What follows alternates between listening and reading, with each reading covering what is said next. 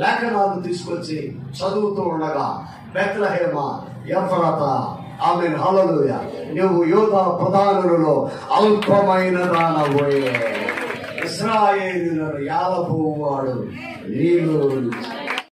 ఈ ఉదయకాలం వాక్య ధ్యానం నిమిత్తం మత్తయి సువార్త 2వ అధ్యాయము 5వ వచనం చూడండి. అందుకు వారు యోదయ బెత్లెహేములోనే ఏలయనగా యోదయ దేశపు బెత్లెహేమ, నీవు యోదా ప్రధానులలో ఎంత మాత్రము అల్పమైన దానము కావు. ఇశ్రాయేలును నా ప్రజలను పరిపాలించు అధిపతి నీలో నుండి వచ్చును. దేవుని బిడ్డలారా, చాలా జాగ్రత్త గమనించాలి. మనుషుడు ఒంటరిగా ఉన్నప్పుడు, మనుషుడు పాపములో ఉన్నప్పుడు, మనుషుడు విడవబడినప్పుడు, మనుషుడు దేవునికి దూరంగా ఉన్నప్పుడు, మనుషుడు దేవుడు ఎవరో తెలియనప్పుడు, తప్పిపోయి త్రోవ తప్పి తిరుగుతున్న సమయంలో దేవునికి సమీపంగా చేరుకున్నటకు మార్గము లేక దేవునికి దూరస్తుడై లోకములో కొట్టుమిట్లాడుతూ పాపానికి దగ్గరై మరణానికి చేరువవుతున్న మానవుని విడిపించుటకు ఆ దేవాది దేవుడు ఒక అద్భుతమైన ప్రణాళికను రచించి ఆయన ప్రియకుమారుడైన క్రీస్తును మన మధ్యలోనికి పంపిస్తే వాగ్దాన సంబంధమైన వర్తమానాలు మనం నేర్చుకున్నాం. దేవుని బిడ్డలారా, ఆత్మ సంబంధమైన విషయాలు, ఆత్మ సంబంధమైన విషయాలు, వాక్యానుసారమైన విషయాలు, లేక దైవ సంబంధమైన విషయాలు మనకు అర్థం కావాలి అంటే మనం దేవునిలోనికి రావాలి, లేక దైవ లక్షణాలు కలిగి ఉండాలి, దేవుని స్వభావమును మనం అర్థం చేసుకొని ఉండాలి. ఇది మనకి అర్థం కాకపోతే మన భక్తి వలన మనకి ఏ మాత్రము ఉపయోగము ఉండదు, దాని ద్వారా మనకి మేలు జరగదు. అందుకని ఇప్పుడు దేవుని బిడ్డలారా, వీళ్ళు ఏం చేస్తున్నారంటే క్రీస్తు పుట్టుకను గురించి మెస్సయ్య పుడతాడు అని చెప్పేసి అనేక మంది ప్రవచనాలు ప్రవచించాడు. పుడితే ఎలా పుడతాడు? రాజుగా పుడతాడు. పుడితే ఎక్కడ పుడతాడు? ఉన్నతమైన స్థితిలో పుడతాడు. పుడితే ఎలా పుడతాడు? ఆయన పుట్టుకే భిన్నంగా ఉంటుంది. ఇలాగ వాడు ఎలా ఉన్నారంటే మత పెద్దలు, అధికారులు, శాస్త్రులు, పరిచయులు, ఆ కాలంలో ఉన్న ఉన్నతమైన మేధావులు వారి మేధాస్తకు తగిన రీతిగా ఆయన పుట్టుకని ఏం చేశారంటే ఆ లెవెల్లో పెట్టేశారు. ఆ లెవెల్లో పెట్టేసి ఆయన అలా పుడతాడు అని అనుకుంటూ ఉన్నారు. అనుకుంటూ ఉండగా దేవుని బిడ్డలారా, ఒక వార్త, మెస్సయ్య పుట్టాడు, మెస్సయ్య పుట్టాడు, ఈ లోక రక్షకుడు వచ్చాడు. ఆయన ఎక్కడ పుట్టాడు? ఎవరింట్లో పుట్టాడు?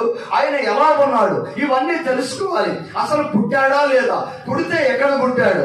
ఎలా పుట్టాడు? దీనికి ఆధారం ఏమై ఉన్నది అని చెప్పేసి వారు మాట్లాడుకుంటూ ఉండగా దేవుని బిడ్డలారా, చాలా జాగ్రత్తగా గమనించండి. వారిలో పెద్దలు, అలాగే యాజకులు, మత నాయకులు అన్నమాట. ఈ ఆధారం ఎక్కడ ఉంటుందంటే ధర్మశాస్త్ర గ్రంథాలలో లిఖితమై ఉంటది కనుక ఆ గ్రంథాలను తెప్పించుడి. మీకా గ్రంథము 5వ అధ్యాయము 2వ వచనం ఒకసారి చూడండి. బెత్లెహేమ ఎఫ్రాతా, యూదా వారి కుటుంబంలో నీవు స్వల్ప గ్రామమైనను నా కొరకు ఇశ్రాయేలీయులను ఏలబోవువాడు నీలో నుండి వచ్చును. పురాతన కాలము మొదలుకొని శాశ్వత కాలం వరకు ఆయన ప్రత్యక్షమవుతున్నాడు. ఈ రోజు కాదు, ఈ రోజు ప్రియ దేవుని బిడ్డలారా, కన్య మరియకు పుట్టిన యేసయ్య ఆకాశం నుండి ఇప్పటికిప్పటికి ఆయన తను మొదటిసారి ఆయన ప్రత్యక్షము కాలేదు. పురాతన కాలం నుండి ఆయన ఛాయలు కనబడుతూనే ఉన్నాయి. ప్రియ దేవుని బిడ్డలారా, మీకు అర్థమయ్యేలాగా చెప్పాలంటే ఆదామును పాపం చేసి దేవుని సన్నిధిని కోల్పోయి, ప్రియ దేవుని బిడ్డలారా, దేవునికి ముఖమును చూపించలేక వారు దాక్కుకొని ఉండగా పరిశుద్ధాత్మ దేవుడు వారి మధ్యలోకి వచ్చి వారిని అడిగినప్పుడు, ప్రియ దేవుని బిడ్డలారా, వారి భాగ్య రూపాన్ని దేవునికి కనపరుచుకోలేని సమయంలో అక్కడ ఆయన మొట్టమొదట ప్రత్యక్షమయ్యి గొర్రె పిల్లగా వదిలిపెట్టి ఆయన శరీరాన్ని వస్త్రపు చెండుగా ఆదాముకి ఆ యొక్క యొక్క బాహ్యమైన శరీరాన్ని దాల్చిన రక్షణకర్తగా మెస్సయ్య అక్కడ కనబడుతూ ఉన్నాడు. ఎలా వచ్చాడంటే ఆయన ఒక గొర్రె పిల్లగా వచ్చి అక్కడ ఆ గొర్రె పిల్ల వదిలింపబడి ఆ శర్మాన్ని తీసుకొని వారి యొక్క బాహ్య శరీరాన్ని కప్పడానికి అక్కడ పురాతన కాలం అంటే సృష్టి ఆరంభంలో ఆయన మొట్టమొదట ప్రత్యక్షమైన మానవాళి కోసం ఉన్న స్థలము లేక సమయము ఏదైనా ఉన్నదంటే అక్కడ ఆయన ప్రత్యక్షమయ్యాడు. పురాతన కాలం మొదలుకొని శాశ్వత కాలం వరకు ఆయన మన కోసం త్యాగం చేస్తూనే ఉన్నాడు. ఆయన మన కోసం ప్రత్యక్షం అవుతూనే ఉన్నాడు. ఆయన మన కోసం ఆయన ఛాయలాగా నీడలాగా లేకపోతే వెలుగులాగా ఆయన మన కోసం ప్రత్యక్షం అవుతూనే ఉన్నాడు. పురాతన కాలం మొదలుకొని శాశ్వత కాలం వరకు ఆయన అనేక పర్యాయాలు ప్రత్యక్షమవుతూ వచ్చాడు. ఈ రోజున ఇదిగో యోదయ బెత్లెహేమ, నీవు యోధాలో అల్పమైనను దానమైనను నేను ఇశ్రాయేలులను యాకోబు వాడు నీలో నుంచి వచ్చును అన్నమాట. దేవుని బిడ్డలారా, ఆయనకు ఎలా గుర్తుపట్టగలం? ఆదాముకి తన దిగంబర అత్వాన్ని కప్పింది మెస్సయ్య అయి ఉన్నాడు. అలాగే దేవుని బిడ్డలారా, అబ్రహాము ఏకైక కుమారుడైన ఇస్సాకుని బలివ్వబోతే మోరియా పర్వతానికి వెళ్లి వారు ఆ యొక్క పర్వతం పైన ఇస్సాకుని బలివ్వబోతున్న సమయంలో దేవాది దేవుడు ఇస్సాకుకు ప్రతిగా ఒక గొర్రె పిల్లను బలిస్తాడు. ఆయన యేసయ్యకు గుర్తు. పురాతన కాలం నుండి శాశ్వత కాలం వరకు ఆయన ప్రత్యక్షమవుతూ ఉన్నాడు. ఆయన ఈ రోజు వచ్చిన వాడు కాదు. చాలా మంది అంటారు కదా, యేసు ప్రభు పుట్టింది 2023 సంవత్సరాల క్రితమే కదా, అంతకుముందు సృష్టి ఉంది కదా, అంతకుముందుకు దేవుడు ఎవరు? ఆయన నూతన దేవుడా, నవీన దేవుడా? ఆయన కొత్త దేవుడా, కొత్తగా వచ్చిన వాడా? లేకపోతే ఆయన 2023 సంవత్సరాల క్రితం కన్యక గర్భంలో పుట్టినవాడా? అదే ఆయన ప్రత్యక్షత. గమనించవలసింది అదే. పురాతన కాలం మొదలుకొని శాశ్వత కాలం వరకు అనేక పర్యాయాలు ఆయన ఛాయలు కనబడుతుంది, ఆయన నేల కనబడుద్ది, ఆయన ప్రత్యక్షత కనబడుద్ది, ఆయన వెలుగు కనబడుద్ది, ఆయన పనులు కనబడతాయి, ఆయన యొక్క కృప కనబడుతూనే ఉంటుంది. భూమి పునాదులు వెయ్యక ముందే ఆయన ఉన్నవాడై ఉన్నాడు. దేవుని బిడ్డారా, ఆయన ఆది సంబూతుడు, ఆయన ఆది సంబూతుడు, ఆయన సృష్టికర్త. ఆయనకు ముందు ఎవరు లేరు, ఆయన ఎవరు చెయ్యలేదు, ఆయన ఎవరు చేయలేదు. అంత నిక్షేపమైన వాటిలో యెహోవా వసించడని లేఖనం సెలవిస్తుంది. అంటే చేతితో నువ్వేదైనా చేస్తే అందులో దేవుడు ఉండడు, అందులో ఉండడు. ఆయన సర్వాంతర్యామి, ఆయన సర్వాంతర్యామి, ఆయన లేని స్థలము లేదు. పురాతన కాలము నుండి ఆయన ప్రత్యక్షం అవుతూనే ఉన్నాడు. కానీ అది అర్థం కావట్లా ప్రజలకు. ఆయన ఏమై ఉన్నాడో అర్థం కావట్లా. అందుకని లేఖనాలు తీసుకొచ్చి వారు చదువుతూ ఉండగా, ప్రియ దేవుని బిడ్డలారా, యోదయ బెత్లెహేమ, నీవు యోదాలో అల్పమైన గ్రామమే, లేకపోతే చిన్నదానివే గాని నీవు భయపడని అవసరం. ఇశ్రాయేలును పరిపాలించు రాజు నీలో నుంచి వచ్చాడు. దేవుని బిడ్డలారా, దేవుడు ఎన్నుకున్న ఒక గ్రామం, ఏ గ్రామం అంటే అల్పమైన గ్రామం, చాలా చిన్న గ్రామం, ఎన్నిక లేని గ్రామం. ఈ రోజు దేవుని బిడ్డలారా, పెద్ద పెద్ద వాళ్ళ ఇంట్లో యేసయ్య లేడు. వాళ్ళకి ఆయన తను తాను ప్రత్యక్ష పరుచుకోలేదు. ఆయన ఎవరు కనబడాడంటే యోధాలో ఉన్న హేరోది కనబడలేదు. అలాగే రాజులకు కనబడాల, శాస్త్రులకి పరిచయాలు కనబడాల. ఆయన యొక్క ప్రత్యక్షత అక్కడ ఉన్న ప్రజలకు అర్థం కాల. ఎందుకంటే వాళ్ళు చూస్తున్నది రాజగృహంలో, వాళ్ళు చూస్తున్నది మెస్సయ్య కనకపు సింహాసనం మీద ఆయన ఉంటాడనుకున్నారు. ఆయన అనుకున్నాడు రాజు సింహాసనం మీద ఆయన ఉంటాడు అనుకున్నారు. ఆయన అనుకున్నాడు రాణి యొక్క కుమార్తెగా పుడతాడు అనుకున్నారు. కానీ వాళ్ళకి అర్థం కాలేదు. అందుకే ఇప్పుడు దేవుని బిడ్డ మీకా గ్రంథాన్ని తీసుకొచ్చి వారు చదివినప్పుడు కానీ అది వారికి అర్థం కాలేదు. 2:1 నుంచి చూడండి, మత్తయి సువార్త 2:1 నుంచి. ఏ రోజు దినమలయందు యోదయ దేశపు బెత్లెహేములో ఇదిగో తూర్పు దేశపు జ్ఞానులు యెరూషలేమునకు వచ్చి యూదుల రాజుగా పుట్టినవాడు ఎక్కడున్నాడు? తూర్పు దిక్కున మేము ఆయన నక్షత్రమును చూసి ఆయనను పూజింపవచ్చునని చెప్పింది. వీళ్ళెవరంట? వీళ్ళెవరు? తూర్పు దేశపు జ్ఞానులు. ఎందుకు వాళ్ళు వెళ్ళారు అంటే ఒక నక్షత్రాన్ని వాళ్ళు చూశారు. ప్రియ దేవుని బిడ్డలారా, ఆయా కాలాల్లో ఆయా సందర్భాలలో గొప్ప గొప్ప పరిస్థితులు పుట్టినప్పుడు, విపరీతమైన మార్పులు వచ్చినప్పుడు, ప్రియ దేవుని బిడ్డారా, ఏదో దైవ సంబంధమైన లేఖన నెరవేర్పు జరుగుతుంది అని వాళ్ళకి తెలుసు. అందుకనే ఆ వింత నక్షత్రాన్ని చూసి వాళ్ళు లేఖనాలు పరిశోధించి వాళ్ళు ఎక్కడికి వచ్చారంటే మెస్సయ్యను వెతకటానికి తూర్పు దేశపు జ్ఞానులు యెరూషలేములోకి వచ్చారు. యెరూషలేముకు వచ్చి వాళ్ళు వచ్చిన స్థలం ఏదంటే హేరోదు ఇంటికి వచ్చారు. హేరోదు ఇంటికి వాళ్ళు ఎందుకు వచ్చారంటే, ప్రియ దేవుని బిడ్డలారా, రాజు కదా, హేరోదు రాజు కదా, అది ఇప్పుడు మెస్సయ్య ఎవరుగా వస్తానన్నాడు, రాజుగా పుడతానన్నాడు. ప్రియ దేవుని బిడ్డలారా, యేసయ్యకి ఇచ్చిన అధికారం వారసత్వపు అధికారం కాదు, లేకపోతే యుద్ధాలను రాజ్యాలను గెలిచి ప్రియ దేవుని బిడ్డలారా సింహాసనాన్ని బలత్కారంగా స్వాధీనపరచుకొని రాజ్యాన్ని స్థాపించడం కాదు. యేసు ప్రభు ప్రియ దేవుని బిడ్డలారా రాజులకు రాజు గనుక ఆయన పుట్టుకే రాజుగా పుట్టినవాడు. అయితే మానవాళ్ళ విషయంలో, దేవుడిని వెతికే విషయంలో తప్పిపోయారు. కారణం ఏంటంటే రాజు రాజంట్లో పుడతారు అనుకున్నాడు, రాజు రాజుగారి ఇంట్లో ఉంటారు అనుకున్నారు. అందుకని ఇప్పుడు దేవుని బిడ్డారా మేధావులకు సహితము అర్థం కాలేదు. ఎవరిళ్ళు? జ్ఞానులండి. ఎవరిళ్ళు? జ్ఞానులు. తూర్పు దేశపు జ్ఞానులు ఎక్కడికి వెళ్ళారంటే ఆ నక్షత్రాన్ని చూసి హేరోదు ఇంటికి వెళ్ళారు. హేరోదుకు భయం వేసింది. కారణం ఏంటో తెలుసా? నేనే రాజుని, నా సింహాసనం ఇది, నా రాజ్యం ఇది, నేను ఏదో మాట్లాడుతుంది శాసనం, నేను ఏదనుకుంటే అదే జరిగింది. ఎవరితుడు? నియంత, నా రాజ్యం, నా రాజు, నా సింహాసనాన్ని తీసేయడానికి వచ్చిన ఇతడు ఎవరు, వెతకండి అని చెప్పేసి మాట్లాడుతూ ఒక శాసనాన్ని జారీ చేశాడు. హేరోదు దగ్గర నుంచి మరలా చెప్తున్నాడు, ఆయన మాకు దొరకలేదు అంటే వెంటనే ప్రతి ఇంట్లోనికి వెళ్ళండి, ప్రతి ఇంట్లోనికి వెళ్ళండి, కలియ తిరగండి, వెతకండి, వెతికి 2 సంవత్సరాల లోపు పిల్లలు, మగ పిల్లలు అందరినీ సంహరించేయండి, చంపేయండి.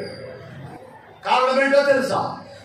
మెస్సయ్య ఎవరో ఆయన వెల్లడిపడితే ఆ కాలంలో ఆయన బ్రతకరిస్తే యోధా రాజుగా ఉండడని, హేరోదు రాజుగా ఉండడని, హేరోదు ఆ రాజ్యాన్ని విడిచిపెట్టాలని భయమేసి అసలు రాజే లేకుండా చేద్దామని అనేక ప్రయత్నాలు చేశాడు. కానీ వారికి అర్థం కాల. ప్రియ దేవుని బిడ్డలారా లేఖనాలను తీసుకొచ్చి చదువుతూ ఉండగా బెత్లెహేమ ఎఫ్రాతా, ఆమేన్, హల్లెలూయా, నువ్వు యోధా ప్రధానులలో అల్పమైన దానవోయే, ఇశ్రాయేలులను ఏలబోవాడు నీలో. దేవుడు ఎన్నుకున్న వ్యక్తులు, దేవుడు ఏర్పాటులో ఉన్న వ్యక్తులు, దేవుడు గొప్ప చేసిన వ్యక్తులు, దేవుడు వాడుకున్న వ్యక్తులు, సామర్థ్యం కలిగిన వ్యక్తులు, మేధావులు, ఉన్నతమైన వారు, అనేకమైన వాటిని కనిపెట్టిన సైంటిస్టులు, వీరు ఎవరు కూడా ఉన్నతమైన కుటుంబంలో పుట్టలేదు. దైవ సన్నిధి మనతో కూడా ఉన్నది. ఒక పేద రైతు, ఒక పక్క చిక్కిపోయిన రైతు, తినడానికి కూడా తిండి లేని రైతు, ప్రియ దేవుని బిడ్డలారా అనేక సార్లు యొక్క తన జీవితంలో వాటమిని చూసిన ఒక రైతు, ప్రియ దేవుని బిడ్డలారా శ్రమ పడిన రైతు, కరువు ఎలా ఉంటుందో, లోటు ఎలా ఉంటుందో, ఏమి ఎలా ఉంటుందో చూసిన ఒక రైతు దేవుని అంగీకరించి ఆమేన్, హల్లెలూయా, తన ప్రయత్నాన్ని ప్రారంభించాడు. మొదట కౌన్సిల్కి నిలబడ్డాడు, ఆ తర్వాత దేవుని బిడ్డారు ఎమ్మెల్యేకి నిలబడ్డాడు, ఆ తర్వాత నెంబర్గా నిలబడ్డాడు, ఆ తర్వాత అధ్యక్షుడిగా నిలబడ్డాడు, ఆ తర్వాత అనేక పర్యాయాలు ప్రియ దేవుని బిడ్డారా ఎన్నో ప్రయత్నాలు చేశాడు. చేసిన ప్రతి ప్రయత్నము విఫలమవుతూనే వచ్చింది. ఓడిపోయాడు, నష్టపోయాడు, బలహీనుడయ్యాడు, బిడ్డలు బలహీనుడయ్యాడు, భార్య బలహీనమైపోయింది, చనిపోయింది. ప్రియ దేవుని బిడ్డారా అతడు అనారోగ్యం పాలైపోయాడు. కానీ ప్రయత్నం మాత్రం మానలేదు.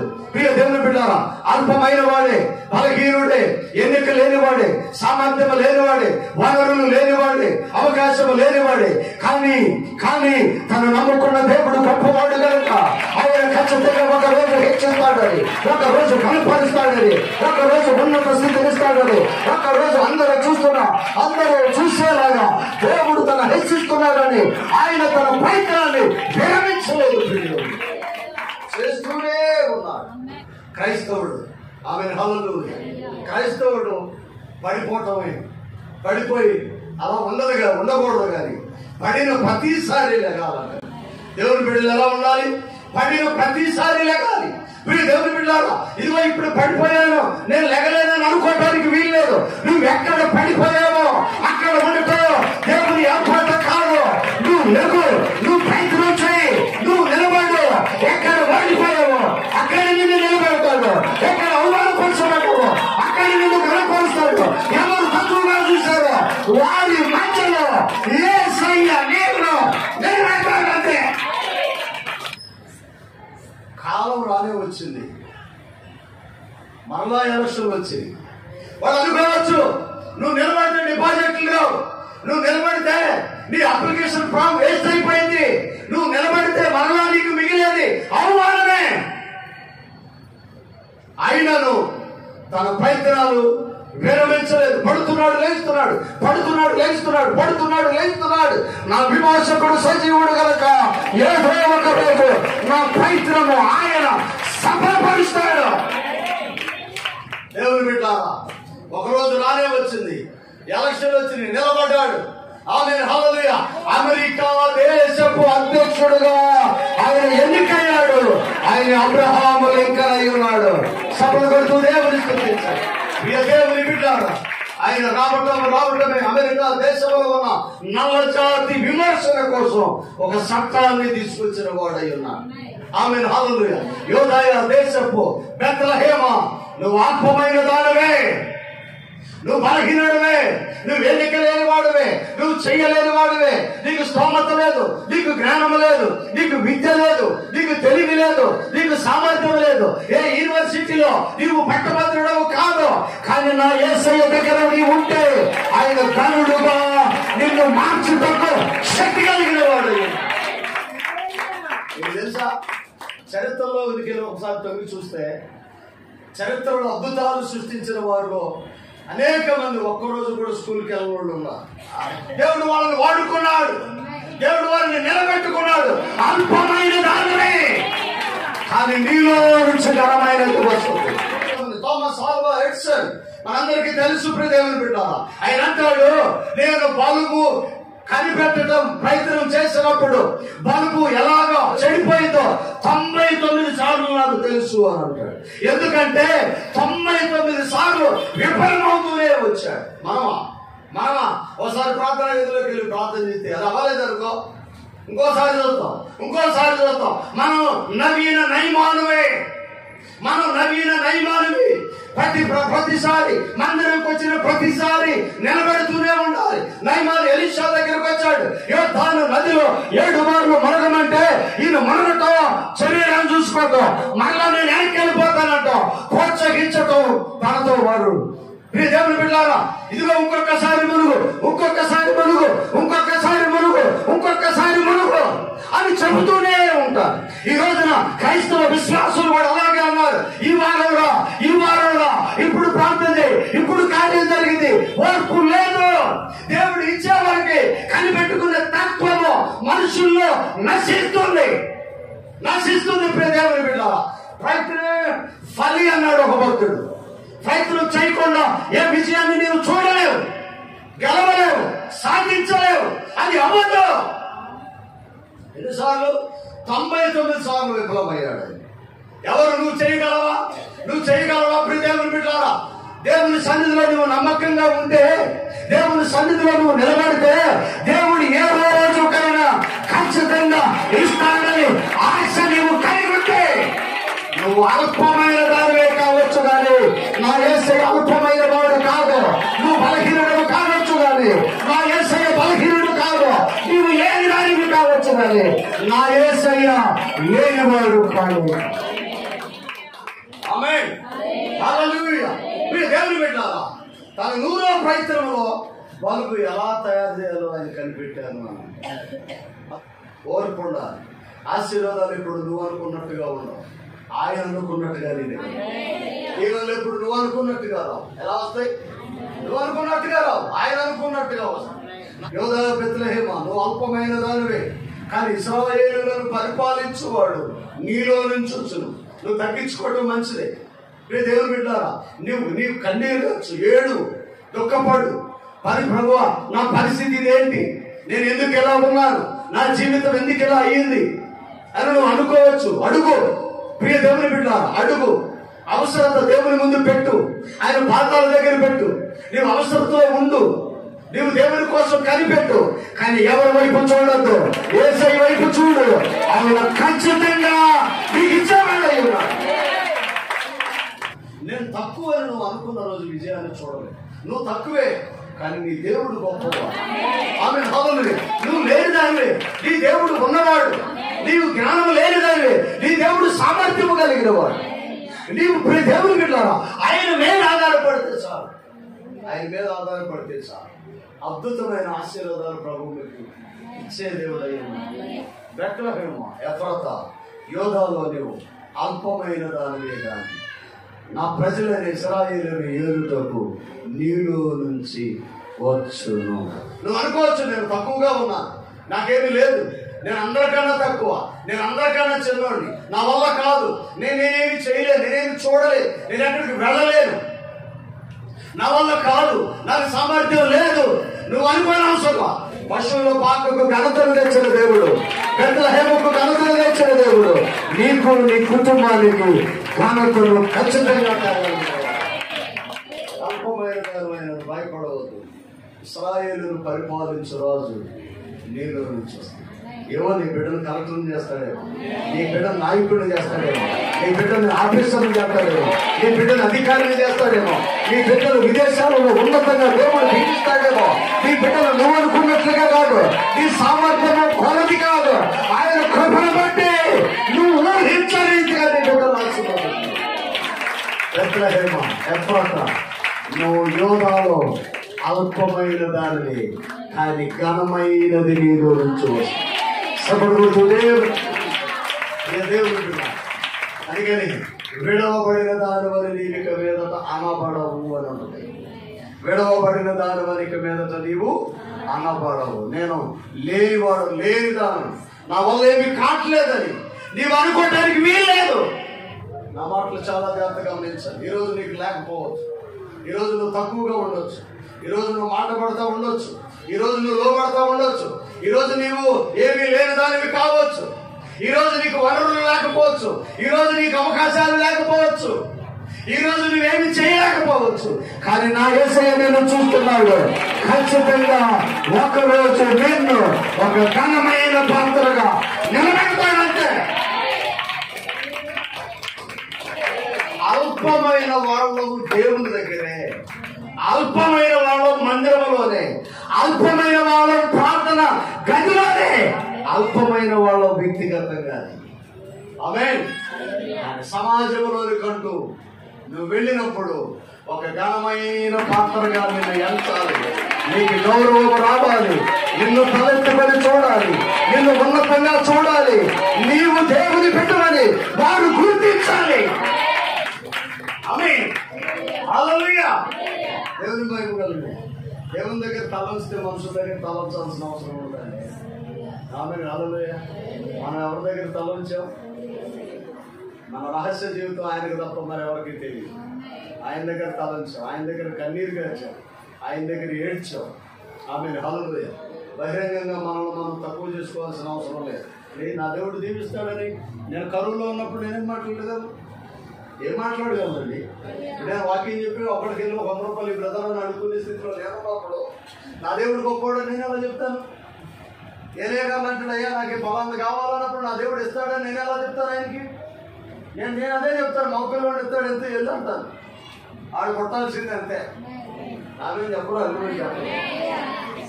కొన్ని సందర్భాల్లో నేను ఒకటే నమ్ముతాను, ఎక్కడికన్నా మనం వెళ్ళినప్పుడు వాళ్ళు తక్కువగా చూడవచ్చు, పడవచ్చు, మనకి ఇవ్వాల్సిన ప్రయారిటీ ఇవ్వకపోవచ్చు.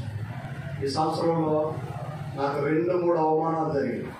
మన దగ్గర కాదు, బయట జరిగింది. అది వాళ్ళకి తెలియదు, నాకు మాత్రమే తెలుసు. అప్పుడు నేను అనుకున్నది ఏంటో తెలుసా? నన్ను దేవుడు తలగా ఉంచుకోవాలి. నువ్వు పడ్డావు అంటే లెగిస్తావు, అంటే నువ్వు లెగిసావు అంటే అనేక మంది చూసి అంతెత్తు లెగిస్తావు. దేవుడు నిన్ను ఉన్నతంగా ఉంటాడు. కొన్నిసార్లు మనం అనుకున్నవి మనం దొరకపోవచ్చు, మనం అనుకున్నలాగా మనకి జరగకపోవచ్చు. అలాగని దేవుడు నీకు దూరంగా ఉన్నాడని కాదు, దేవుడు నీ మొరను ఆలకించలేదని కాదు, దేవునికి నీవు ఇష్టం లేదని కాదు, ఇష్టం లేనిది కాదు. ఖచ్చితంగా నిన్ను ఘనతగా మారుస్తాను, ఖచ్చితంగా నిన్ను ఘనతగా మారుస్తాను. ఏమండి, ఒక మనిషిని పలకరిస్తేనేనా అది మంచోడో కాదో తెలిసేది? అవునా కదా? దేవుడికి మహిమ కలిగాక ఒకడు వ్యక్తి పలకరించినప్పుడు వాడి వ్యక్తిత్వం తెలిసినప్పుడేగా మనం జాగ్రత్త పడేది. సార్ మనం చెప్పండి, అవును కదా? పలకరీకుండా మౌనంగా ఉంటే వాడు ఏంటో మనం తెలియదు, వాడితో మంచోడు మంచోడు మంచోడు మంచోడు మంచోడు మంచోడు అనుకుంటాం. ఆయన పరిశుద్ధుడు, ఆయన దేవుడు, ఆయన ఇది అది అనుకుంటాం. కానీ వ్యక్తిత్వం తెలియాలంటే ఏం చేయాలి? పలకరించాలి, లోతుకి వెళ్ళాలి. అప్పుడు విషయం అర్థమైన తర్వాత ఎక్కడ పెట్టాలో మళ్ళీ రిజెక్ట్ చేయకూడదండి, తీసేయకూడదు, ఉండాలి. ఎవరితో మాట్లాడకుండా ఉండకూడదు, ఎవరి సహవాసాన్ని చెడగొట్టుకోకూడదు, ఎవరికి దూరంగా ఉండకూడదు, ఎవరిని తక్కువ చేయకూడదు. కానీ వ్యక్తిత్వాన్ని బట్టి డిస్టెన్స్ మెయింటైన్ చేయాలి. వ్యక్తిత్వాన్ని బట్టి మనం సరిపోవాలి, వ్యక్తిత్వాన్ని బట్టి మనల్ని మనం నియంత్రించుకోవాలి. ఎప్పుడైతే నేను ఇలా చేస్తావో ఖచ్చితంగా దేవుడు నా గోల్ అది. 2024 సంవత్సరం ఎక్కడైతే అవమానపరచబడ్డామో అక్కడ ఘనతగా దేవుడు విశ్వాసంతో నిలబడి దేవుడి మనతో కూడా ఉంది. ఇప్పటి వరకు చేసిన పరిచర్య వేరే, ఇక ముందు మనం చేయబోతున్న పరిచర్య వేరే. అనేక వేల మందికి ఒక ఆశీర్వాదకరమైన స్థలముగా ఈ మందిరాన్ని దేవుడు ఉంచబోతున్నాడు.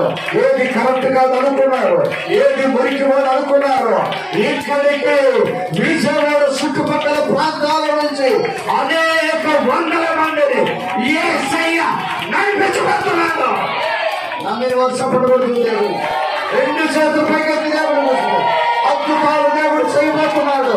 ఇది అద్భుతాల పరిచర్య, ఇది స్వస్థత పరిచర్య, ఇది రొట్టెల పరిచర్య, ఇది ఆశీర్వాదపు పరిచర్య, ఇది వేగుల పరిచర్య, ఇది విడుదల పరిచర్య, ఇది పంచుకునే పరిచర్య.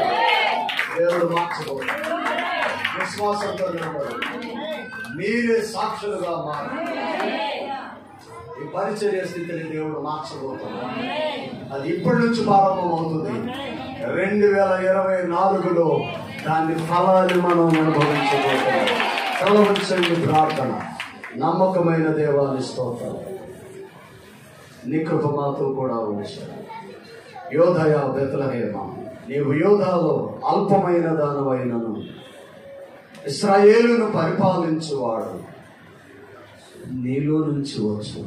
దేవా, ఒకప్పుడు బెత్లెహేము ఎవరికి తెలియదు, కానీ ఆ గ్రామంలో నువ్వు పుట్టావు కనుక ఈరోజు ప్రపంచంలోనికి ప్రాచుర్యం చెందిన నగరముగా దాన్ని నీవు మార్చావు. దేవా, ఘనహీనమైనది ఘనతగా మార్చిన దేవుడా యేసయ్య, ఇక్కడ ఉన్న ప్రతి బిడ్డను దీవించండి. నీ దగ్గర తల ఉంచాం, సమాజంలో తలెత్తుకునే వారిగా ఉంచాం. ఇప్పుడు అల్పమైన వారమే విశ్వాసం ఉంది, ఒకరోజు ఘనమైన వారముగా మేము మారుతామని. ఈరోజు ఎన్నిక లేని వారమే, కానీ నీ ఎన్నికలోనికి మేము వస్తాము. పురాతన కాలము మొదలుకొని శాశ్వత కాలము వరకు ప్రత్యక్షమవుతున్న దేవా, ఈ ఉదయకాలం మా మధ్యలోనే ఉన్నందుకు నీ స్తోత్రం. ఇక్కడ ఉన్న ప్రతి బిడ్డను మీరు దర్శించారు. వారి వ్యాపారాలు, వారి కుటుంబాలు, వారి అవసరతలన్నీ తీర్చారు. ఈ డిసెంబర్ నెలలో ఏ కుటుంబము కూడా లేదని, లోటని, ఆర్థికమని, మేము తక్కువని, ఎన్నిక లేని వారమని, ఏమీ చేయలేకపోతున్నామనే మాట ఏ నోట నేను వినకూడదు. ఘనమైన సమృద్ధి ప్రతి కుటుంబానికి మీరు అనుగ్రహించాలి. ఈ పండుగ సంతోషము ప్రతి బిడ్డకు మీరు ఇవ్వమని, పేరు పేరున దీవించమని యేసు పరిశుద్ధ నామమున అడిగి వేడుకొలుస్తున్నాము తండ్రి. ఆమేన్, ఆమేన్, ఆమేన్. అందరికీ